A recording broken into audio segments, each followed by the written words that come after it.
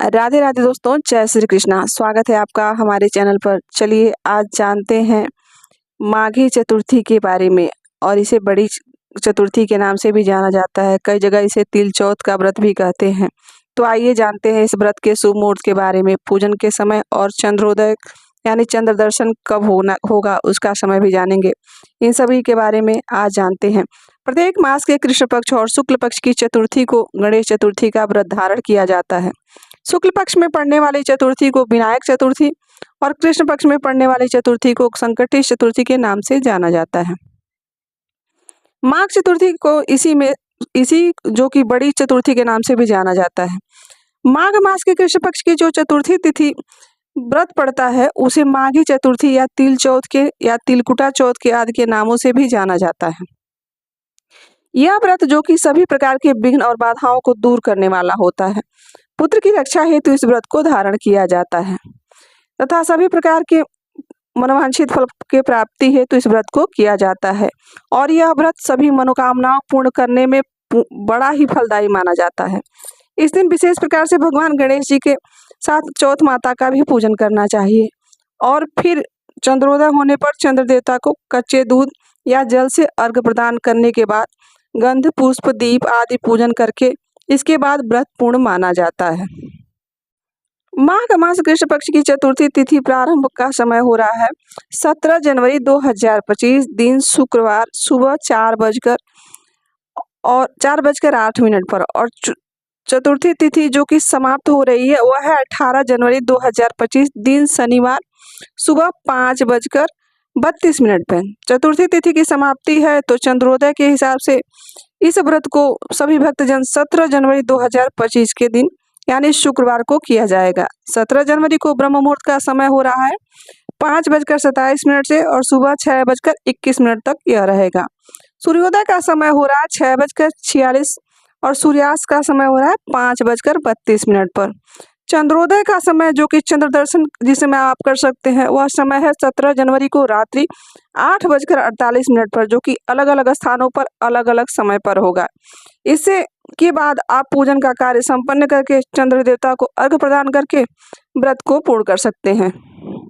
17 जनवरी को राहु काल का समय भी लग रहा है। राहु काल का समय हो रहा है सुबह 10:04 से दोपहर 12 बजे तक होगा। और राहु काल के समय सबको पता है कि उस समय कोई भी शुभ कार्य नहीं किया जा सकता है, तो कोशिश करें कि कोई भी शुभ कार्य करने से उस समय बचें। और इस बातों का विशेष ध्यान रखना चाहिए कि दिन में शुभ घड़ियां भी आती हैं, चौघड़ियां जो कि शुभ मुहूर्त के उसमें बनता है, उसमें उस दिन वह भी बन रहा है जिसमें 4 अमृत नामक लाभ शुभ और चौघड़ियां मुहूर्त बन रही हैं, जो कि 6:45 से सुबह 10:46 तक। और उसके बाद शुभ नामक जो चौघड़ी मुहूर्त का बनेगा वह दोपहर 1:28 से दोपहर 1:29 तक रहेगा। उसके बाद चरण नामक जो शुभ चौघड़ी मुहूर्त बन रहा है वह शाम के 4:01 से और शाम के 5:31 तक रहेगा। उसके बाद लाभ नामक जो शुभ चौघड़ी मुहूर्त बन रहा है वह 8:49 से और रात्रि 10:02 तक रहेगा। उसके बाद अगला जो शुभ मुहूर्त शुभ अमृत और जो चरण नामक शुभ चौघड़ी मुहूर्त बन रहा है वो रात्रि में 12:05 से अगले दिन सुबह 5:06 तक होगा। इस दिन भगवान का पूजन करके का विशेष प्रकार से चंद्रोदय के समय में भगवान गणेश जी और चौथ माता का पूजन करना चाहिए। इस दिन भगवान को गंध पुष्प धूप आदि से पूजन करें, दुर्वा दल अर्पित करें, इससे विशेष लाभ प्राप्त होता है। इस चौथ में भगवान गणेश जी को तिल और गुड़ से बने लड्डू अवश्य चढ़ाएं। वैसे भी इससे गुड़ या तिल भगवान जो लड्डू बना के चढ़ाते हैं उससे भगवान अति प्रसन्न होते हैं और इसे तिलकुटा चौथ के नाम से भी जानते हैं। तो भगवान गणेश जी को इस दिन 20 लड्डू जरूर चढ़ाना चाहिए, जिसमें 20 लड्डू चढ़ाने का विधान है। 20 लड्डू चढ़ाते हैं तो उसमें से आप 5 लड्डू ब्राह्मण को दान कर दीजिए और 5 लड्डू भगवान को ही अर्पित करनी चाहिए। बाकी जो 10 लड्डू बचते हैं उसको आप प्रसाद बनाकर अपने मित्रजनों अपने परिवारगण में बांटकर उसको प्रसाद के रूप में ग्रहण कर सकते हैं।